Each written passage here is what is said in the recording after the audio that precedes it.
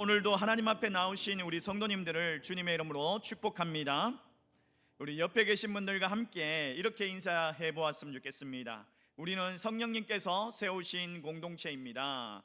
우리는 성령님께서 세우신 공동체입니다. 아멘. 여러분, 이제 여름이 되면 우리가 휴가를 가지 않습니까? 우리 가족들과 친구들과 함께 여행을 다녀오신 적이 있죠, 한번. 이런 말이 있죠. 그 사람을 제대로 알려면 함께 여행을 가보라, 이런 말이 있어요. 평소에 잘 맞았어요. 평소에 잘 맞는 것 같았는데 이게 며칠 동안 함께 지내보니까 서로 다른 점들이 너무 많더라고요.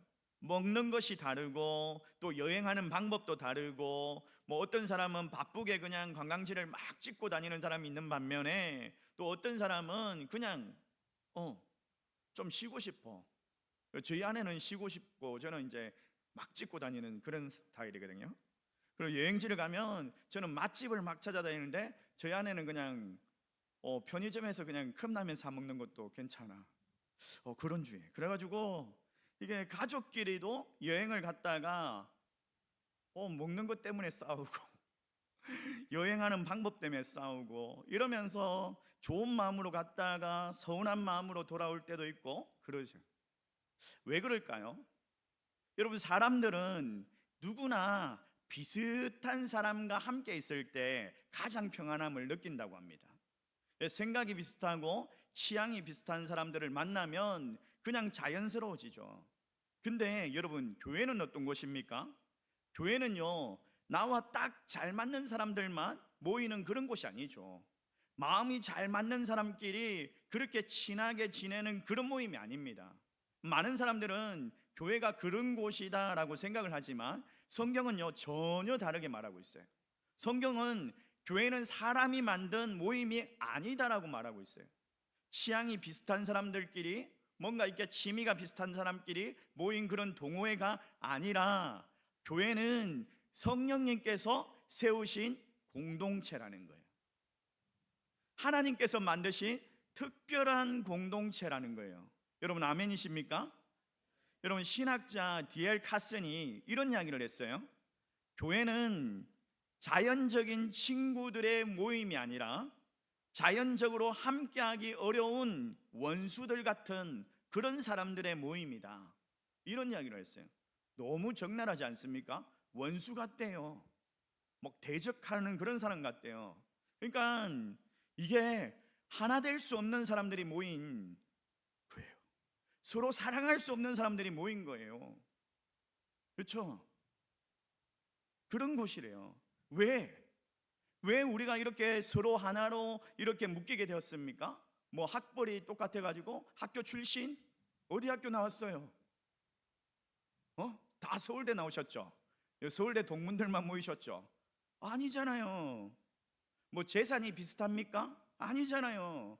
출신이 비슷합니까? 아니에요. 정치적인 색깔도 다 다릅니다. 근데 오직 예수 그리스도, 그분 때문에 우리가 하나로 모였다라는 거예요. 그래서 여러분, 교회는요, 세상 어디에서도 찾아볼 수 없는 아주 특별한 공동체이죠. 만약에 우리가 이 사실을 잃어버리고 그냥 교회 생활, 신앙생활을 한다면 교회 안에서도 그냥 나와 비슷한 사람만 찾게 될 거예요. 그리고 내 마음에 맞는 사람들만 가까이 하고 그렇게 교제를 하면서 지낼 수도 있어요. 그러면 교회는요, 세상 모임과 다를 것이 없는 거예요.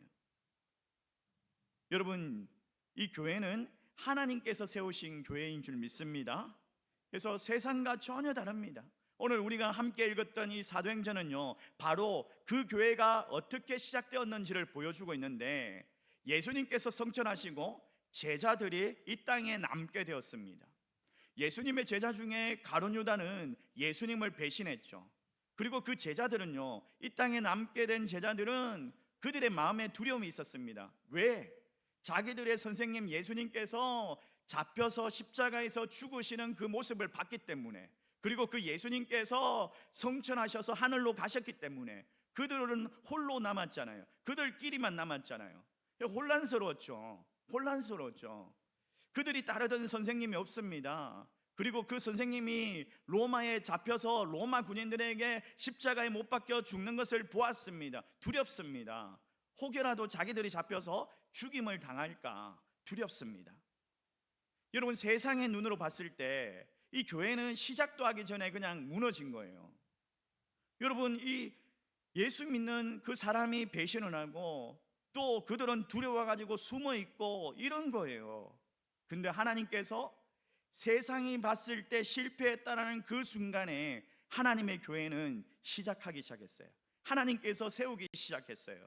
이 교회는 사람의 힘이 아니라 성령의 능력으로 교회가 세워진 거죠. 그래서 우리가 오늘 이 말씀 가운데 기억해야 할 것이 있다면 성령님께서 세우신 교회다. 성령님께서 세우신 교회다.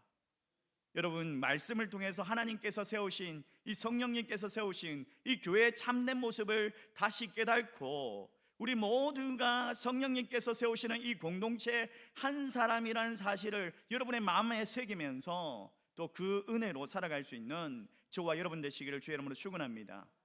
첫 번째로 이 성령님이 세우시는 교회는요, 말씀이 이끄는 공동체입니다. 말씀이 이끄는 공동체. 자, 사도행전 1장 16절 말씀 우리 같이 한번 읽어볼까요? 같이 읽습니다. 시작. 형제들아, 성령이 다윗의 입을 통하여 예수 잡는 자들의 길잡이가 된 유다를 가리켜 미리 말씀하신 성령이 응하였으니 마땅하도다. 자, 예수님께서 부활하시고 하늘로 올라가실 때, 성천하실 때에, 그리고 성천하실 때에 너희들이 약속한 성령을 기다려라 라고 말씀하십니다. 그리고 너희들이 그 성령으로 권능을 받고 땅끝까지 복음을 전하는 정인이 되어라 라고 말하죠. 그게 지난주 설교였어요. 그래서 이제 한 500명 정도가 예수님이 하늘로 성천하는 모습을 보았습니다. 그리고 그들이 모여서 기도하기 시작하는데 이게 시간이 지나도 약속한 성령이 임하지 않는 거예요. 그래서 아마 흩어졌던 것 같아요. 그리고 예루살렘의 그 마가 다락방에 아마 처음에는 한 500명이 모였는지 400명이 모였는지 그렇게 많이 모여 있다가 시간이 지나면 지날수록 또 집으로 돌아갔던 것 같아요. 같이 기도하다가. 근데 120명, 이제 120명이 남았어요. 120명이 남았어요. 그들이 그 다락방에 모여서 힘써 기도합니다. 근데 여기 공동체를 보십시오. 이 공동체가 큰 위기에 있습니다. 12제자 중에서 가룟 유다, 예수님을 배신하고 자살을 했죠. 여러분, 이 가룟 유다가 평범한 제자가 아닙니다. 예수님의 그 제자들 12명 중에서 뭘 했느냐? 회계 담당이에요. 돈 맡은 사람이에요. 여러분, 돈을 맡길 때에, 여러분 공동체에서 돈을 맡길 때에 그냥 도둑놈 같이 생긴 놈에게 맡깁니까? 아니죠. 어떻게 맡겨요? 그래도 믿을 만한 사람, 그래도 신실한 사람, 그 모임에서 그래도 좀 충성된 사람, 이런 사람에게 돈을 맡기지 않습니까? 그렇죠. 그러면은 예수님의 공동체에서 재정을 맡은 이 가룟 유다 어떤 사람이죠? 믿을 만한 사람인 거예요. 신뢰받는 사람인 거예요. 근데 그 사람이 예수님을 팔아버렸어요. 예수님을 배신했어요. 이 공동체가 얼마나 크게 흔들렸겠습니까? 믿는 사람에게 뒤통수를 맞은 거예요, 이게. 여러분, 세상의 조직으로도 믿는 사람에게 뒤통수를 맞으면 어떻게 되죠? 막 서로 책임을 따지고 잘못을 전가하고 남 탓하고 그러다가 그 조직이 완전 찢어집니다. 완전 파괴가 됩니다. 근데 예수님의 제자들은 달랐어요. 특별히 이 예수님의 제자 중에서 큰 형이었던 베드로가 사람을 보지 아니하고 하나님의 말씀을 바라봅니다. 그러면서 시편 말씀을 통해서 유다의 일도 하나님의 계획 안에 있었음을 선포합니다.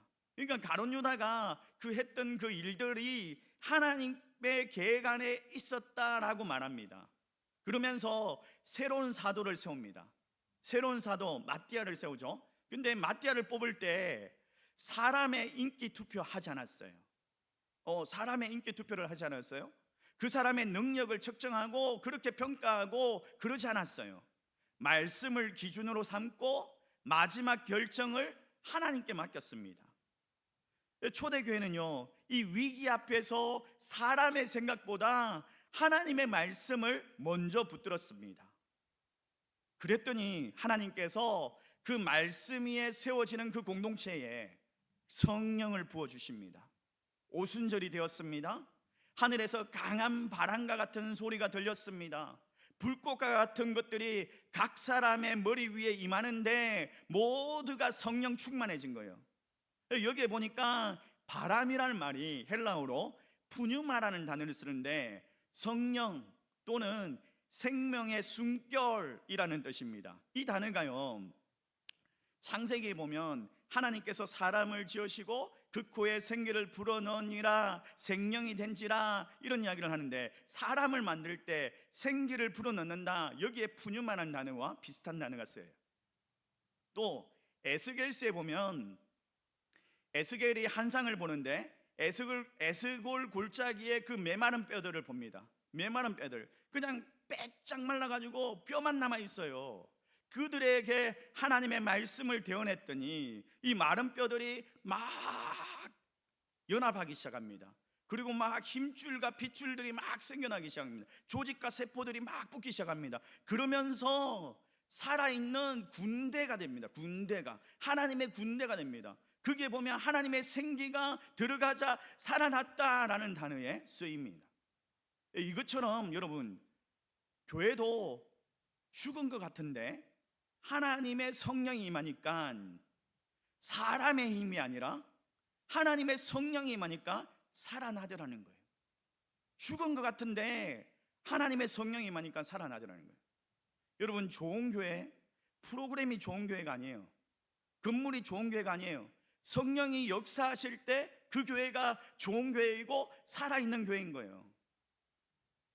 여러분, 말씀은요, 우리가 가야 할 방향을 보여주지만 성령님은 그 길을 걸어가는 힘을 주십니다. 폭풍우 치는 밤에 바다를 향해하는 배가 있었습니다. 이 배에 탄 선원들이 모여가지고 동쪽으로 가야 할까 서쪽으로 가야 할까 투표를 해보자 목적지를 알 수가 없는 거예요. 여러분, 이 배에 뭐가 필요하죠? 나침판이 필요한 거예요. 나침판이 있어야지 방향을 알려주잖아요. 목적지가 동쪽이라면 그 나침판이 기준되어야지 이 방향을 알 수가 있습니다. 근데 나침판만 있으면 됩니까? 방향만 안다고 그 배가 움직입니까? 아니죠. 배가 앞으로 나아가기 위해서는요, 바람이 불어야 합니다. 바람이. 여러분, 교회도 마찬가지입니다. 하나님의 말씀은 우리의 나침판이에요. 성령님은 우리가 앞으로 나아가는 바람, 원동력, 힘이 됩니다. 나침반만 있고 바람이 없으면 배는 움직일 수가 없습니다. 반대로 바람만 있고 방향이 없으면 그 배는 길을 잃어버립니다. 그래서 교회는요, 말씀과 성령이 함께 하셔야 됩니다. 말씀이 없으면 방향을 잃어버리고 성령님의 도우심이 없으면 힘을 잃어버리는 거예요. 성령님의 도움이 있어야 되는 거죠. 근데 그 성령님의 도움은 우리가 어떻게 구할 수 있습니까? 기도밖에 없죠. 기도 외에는 이런 이유가 없느니라. 그래서 여러분들이 기도로 성령님의 도우심을 구해야 돼요. 말씀과 기도가 함께. 기도만 있고 말씀이 없으면 힘은 있는데 이 힘을 어디에 써야 되는지 몰라. 그래가지고 사람을 죽여요. 사람을 공격해요. 기도하는 사람들이. 말씀은 있는데 기도가 없어. 힘이 없는 거예요. 방향은 있는데 힘이 없어. 그런 사람이 되는 거죠. 그래서 말씀과 기도. 여러분, 언제 기도하십니까? 밥 먹을 때만? 밥 먹기 전에 한 30초? 1분? 하루에 3번? 아니, 하루에 2끼 먹으니까 2번? 그렇게 기도하십니까? 그런 분들 많죠. 그런 분들 많을 것 같아요. 정해놓고 하루에 5분, 10분, 15분 이렇게 기도하시는 분 있으세요? 없을 것 같아요. 없을 것 같아요. 없을 것 같아요. 뭐 동호회 모임이나 운동하러는 하루에 2시간, 3시간씩 가도 매일 꼬박꼬박 운동하고 아령 들고 역기 만들고 뭐 이러면서 해도 기도를 그렇게 하지는 않을 것 같아요. 그렇죠? 그래서 여러분들이 새벽 예배를 나오셔야 돼요. 억지로라도. 운동도 이게 힘들고 억지로 하면 할수록 더 근육이 붙는 것처럼 기도도 마찬가지입니다. 기도도 훈련인 거예요. 억지로 하면 할수록 여러분의 영적인 근육이 붙어지는 거예요. 새벽 예배를 나오셔야죠. 일주일에 한 번이라도 정해놓고 새벽 예배 나오시고 금요 성령 집회 나오시고 언제 기도하시는지 모르겠어요. 기도하셔야죠. 기도하셔야죠. 늘 바쁘다고 핑계대지 말고, 바쁜데 커피 마시는 시간은 있잖아요. 바쁜데 밥 먹을 시간은 있잖아요. 기도하셔야죠. 기도하셔야죠. 성령님의 도우심을 구하셔야 됩니다. 말씀과 기도로 여러분 엎드리셔야 돼요.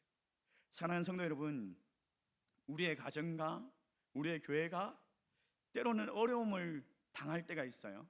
그럴 때 여러분, 사람의 말보다 하나님의 말씀을 먼저 붙드시기 바랍니다.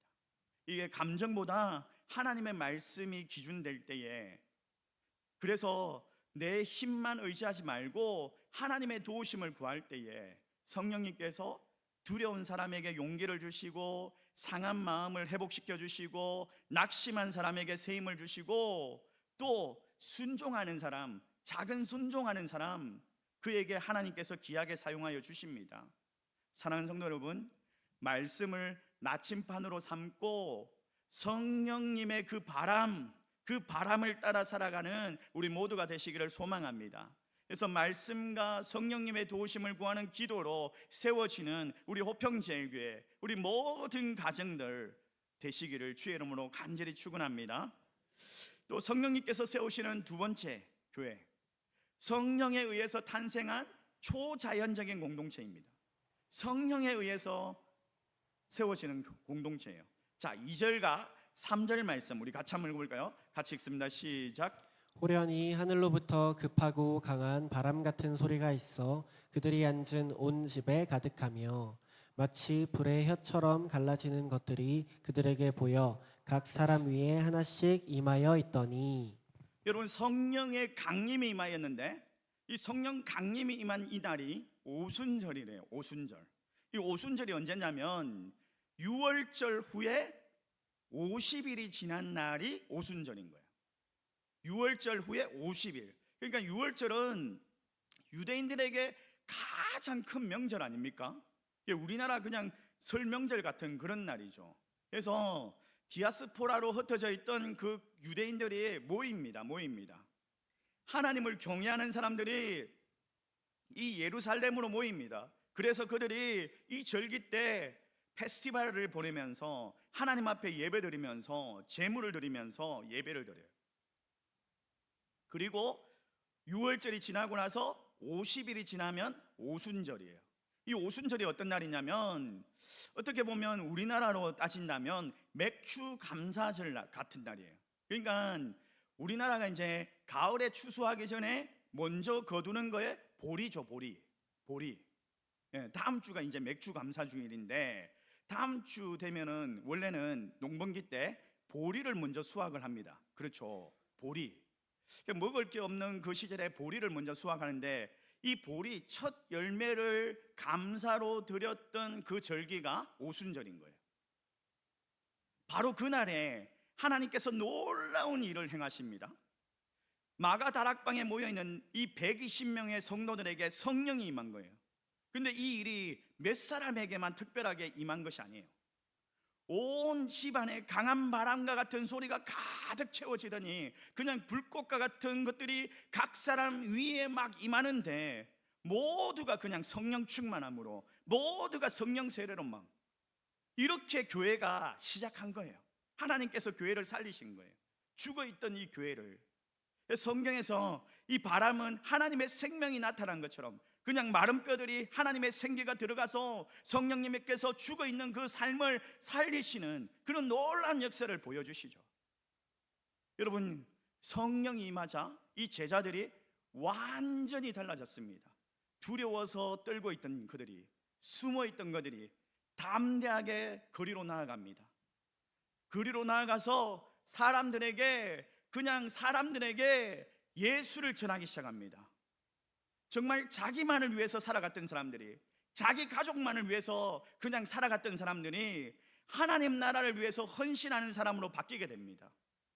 그냥 내 신앙만 챙기면 되던 사람들이 교회를 바라보게 되고, 교회를 위해서 책임지게 되고, 교회를 위해서 헌신하는, 봉사하는 그런 사람들이 됩니다. 여러분, 성령님께서 말씀하게 하시니까 여러 나라 언어로 하나님의 그 복음을 전하기 시작합니다. 여기 보면요, 참 놀라운 사건이 있어요. 창세기 때 11장에 보면 바벨탑 사건이 있지 않습니까? 이 바벨탑 사건은 사람들이 모여가지고 우리가 하나님께 닿자, 하나님께로 가자 이래가지고 높은 탑을 쌓습니다. 자기들의 이름을 높이기 위해서, 자기들의 이름을 드러내기 위해서. 그러니까 사람의 교만이죠. 교만 때문에 함께 모였습니다. 그랬더니 하나님께서 어떻게 하십니까? 언어를 나누게 하시고 말이 달라져요. 말이 안 통해요. 사람들을 흩으셨어요. 사람들을 흩으셨어요. 근데 오순절날 성령이 임하니까 어떻게 돼요? 언어는 달랐지만 모두가 자기의 말로 복음을 듣고 예수 믿는 한 가족, 하나의 공동체로 교회가 세워지기 시작하는 거예요. 여러분, 베트남이나 말레이시아나 아프리카를 가보면요, 말은 통하지 않는데 피부 색깔은 다른데 사람들이 찬양을 해요. 막 춤을 추면서 찬양하면서 하나님을 경외하는 그 모습을 보면 너무 기쁘고 너무 감사하고 하나 되는 그런 느낌, 그 성령 충만함을 느낄 수 있는, 이게 공동체, 이게 교회인 거죠. 여러분, 생각해 보십시오. 돛담배가 있어요.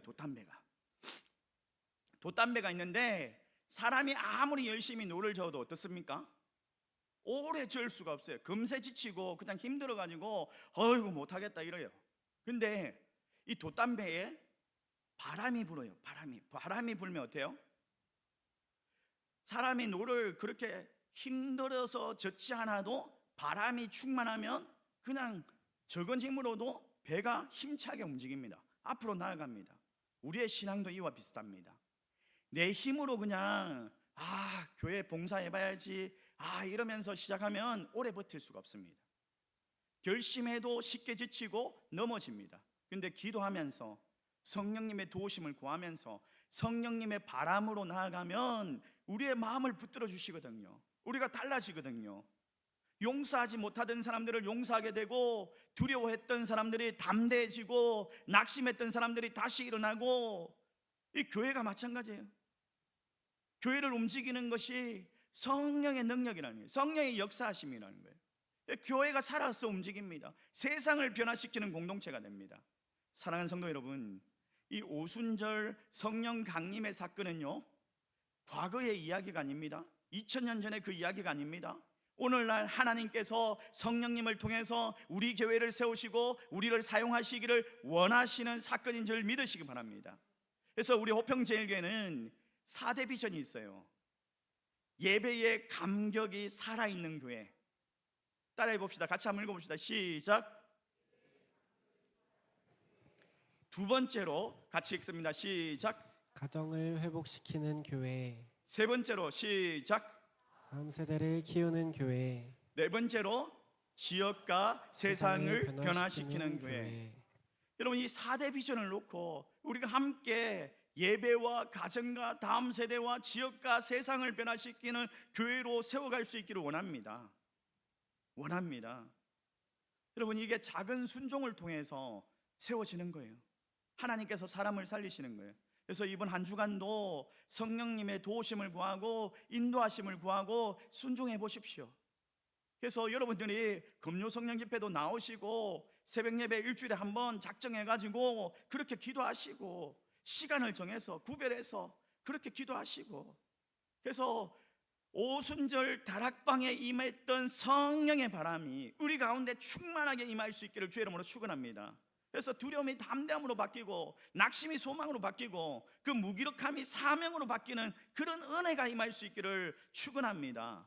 성령 충만한 삶으로, 복음의 정인으로 우리 호평제일교회 성도님들이 하나님 기뻐하시는 그런 삶을 살아가는 그런 교회로 아름답게 쓰임받기를 주님의 이름으로 축원합니다.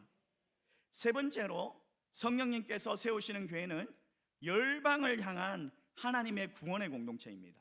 열방을 향한 하나님의 구원의 공동체. 자, 11절 말씀 우리 같이 한번 읽어볼까요? 같이 읽습니다. 시작. 우리가 다 우리의 각 언어로 하나님의 큰 일을 말함을 우리 듣는도다 하고. 여러분이 이 오순절 성령 강림 사건에 우리가 마지막으로 주목해야 할 것이 있다면 이 제자들이 누구에게 복음을 전했는가 이거예요. 그날 보니까 예루살렘에 오순절, 유월절을 지키기 위해서 여러 나라에서 디아스포라로 흩어져 있던 이 유대인들과 하나님을 경외하는 이방인들이, 많은 사람들이 모였어요. 성경에 보니까 바댓 사람, 메데, 엘람, 메소포타미아, 애굽, 로마, 또 각 등지에서 여러 지역에서 온 사람들이 있었다라고 기록하고 있습니다. 근데 놀라운 일이 일어납니다. 갈릴리 출신의 어부들입니다. 정말 학교를 제대로 다녔을까요? 모르겠어요. 애굽을 가봤을까요? 안 가봤을 것 같아요. 로마 가보지도 않았을 것 같아요. 그런데 그들이요, 성령이 역사하시니까 큰 일을 행하는데, 하나님의 복음을 전하는데, 이게 사람의 능력이 아니에요. 성령의 능력이에요. 각 나라 사람의 그 말로 복음을 전하기 시작하는 거예요. 여기에 중요한 하나님의 뜻이 있습니다. 여러분, 중요한 하나님의 뜻이 있어요. 이게요, 복음을 전하는데 사람들이 그냥 하나로 모이는 거예요. 바벨탑에서는 그냥 언어가 벽이 되었다면, 오순절 날은 그냥 성령 강림에는 언어가 복음을 전하는 통로가 되었어요. 이게 모든 민족과 모든 열방과 모든 세대 가운데 하나님이 구원하시기를 원하시는 그런 사건이 일어난 거죠. 그날에 베드로가 복음을 전합니다. 요엘서를 가지고 복음을 전하는데, 우리가 성령이 임하시면 꿈을 꾸게 될 거야, 우리가 비전이 생겨날 거야, 예언하게 될 거야, 이런 이야기를 합니다. 3,000명의 사람들이 그냥 예수님을 믿겠다라고 돌아옵니다. 하나님의 교회가 시작됩니다. 오순절날 첫 열매로 하나님 앞에 예배 드리는 그날, 구원받은 영혼들로 하나님 앞에 영광 돌리는 그날이 되었죠. 여러분, 이스라엘에 가보면 요단강이 있죠. 요단강. 이 요단강은 흐르는 곳마다 생명을 살려냅니다. 이 요단강이 흘러가면 농작물이 자라고 사람들이 물을 마시고, 그리고 그 땅에 거주하면서 마을을 이루고 살아갑니다. 근데 이 요단강 제일 끝부분에 가면 사해라는 바다가 있어요. 사해바다. 근데 이 사해바다는요, 물을 흐르지 않습니다. 계속 받기만 합니다. 계속 받기만 하니까 이 사해바다에는 생명이 살 수가 없어요. 우리도 마찬가지죠. 우리의 신앙도 비슷합니다. 우리가 그냥 은혜 받기만 하고, 우리가 예배 참석하고 그냥 말씀 듣기만 하고, 이걸 나누지 않으면 언젠가는 우리의 마음이 메마르게 될 거예요. 사해바다처럼 죽어가게 될 거예요. 받은 은혜를 나누지 못하고, 사랑을 베풀지 못하고, 복음을 전하지 못하면 하나님께서 더 큰 은혜를 부어주실 수가 없어요. 하나님께서 우리에게 그 은혜를 담는, 그냥 죽어가는 그런 저수지, 사해바다가 아니라 은혜를 흘러보내는 그런 생명의 강으로 우리를 부르셨거든요. 여러분, 초대교회가 능력 있는 교회가 된 이유는 받은 은혜를 세상에 흘러보냈기 때문에, 성령이 임하시자 그들이 오순절날 거리로 나아가서 여러 언어로 그냥 복음을 전합니다. 교회 안에 머물러 있는 것이 아니라, 예배당 안에만 머물러 있는 것이 아니라 세상으로 나아가서 하나님의 뜻을 전하죠. 하나님의 복음을 전하죠. 여러분, 하나님께서 주시는 그 은혜가 있다면 우리가 이 예배당에만 머물러서 우리끼리 신앙생활 잘하면 되지, 우리 교회 그냥 빚 갚고 잘 살면 되지, 이게 아니에요. 오늘도 하나님께서 우리를 가정으로, 직장으로, 학교로, 이웃으로 보내시는데, 우리가 만나는 사람들에게 하나님의 사랑을 전하고 복음을 전해라고 하나님께서 우리에게 명령하십니다. 우리는요, 우리 어린아이들에게 눈높이에 맞게, 또 청년들에게 청년의 은혜로, 또 어르신들을 공경하는 마음으로, 상처 입은 사람들을 위로하는 마음으로, 낙심한 사람들에게 소망의 말로 그렇게 복음을 전해야 돼요. 저는요, 우리 교회가 그냥 건물만 든든하게 있는 그런 교회가 되고 싶진 않아요. 사람들이 오는 교회가 되었으면 좋겠어요. 그냥 세상 사람들이 막 이용하는 그런 교회가 되었으면 좋겠어요. 오고 싶은 교회가 되었으면 좋겠어요. 흉가 같은 그런 교회가 아니라, 텅텅 비어있는 교회가 아니라 그런 교회가 되었으면 좋겠어요. 지역 사회를 섬기고 세상을 섬기고 열방을 섬기고 복음을 전하는 그런 교회, 생명을 살리는 교회, 그런 교회가 되었으면 좋겠어요. 오순절날 열방을 향해서 복음의 문을 여셨던 하나님께서 우리 교회를 통해서 구원의 통로로 사용했으면 좋겠어요. 그래서 저는요, 이 사회복지법인 기도하면서 준비하고 있습니다. 여러분, 이게 보니까 세상하고 정부하고 협력해서 일을 하려면 자격 조건이 안 되면 안 돼요. 자격 조건이 돼야지 그것을 할 수 있게 해줘요. 교회가 교회를 보는 시각이 좋지 않아요. 정부가 교회를 볼 때 너네들이 뭔가를 하려고 하면 또 전도하려고 하지, 이렇게 봐요. 그래서 사회복지법인으로 그렇게 하면은 사람을 보내주고 또 지원도 해주고 그렇게 하면서 묻어내는 거죠. 우리가 예수 믿는 걸 그 사람들이 모르는 건 아니거든요. 우리가 지난주가 아니라 어제죠. 어제 토요일 날도 제가 이제 배드민턴 클럽을 다니잖아요. 평동클럽. 주중에 이제 평동클럽을 다니는데 우리 교회 배드민턴 동호회하고 연합으로 친선 게임을 했어요. 그분들은 교회 안 다니시거든요. 그리고 마칠 때 우리가 한번 기도하겠습니다 하고 기도를 했어요. 우리 장로님이 기도하고 그렇게 이제 또 선물도 주고 보냈어요. 그분들은 알죠. 우리는 그냥 동호회가 아니라 교회에서 예수 믿는 사람들이 배드민턴 치는 그런 동호회다라는 걸 알죠.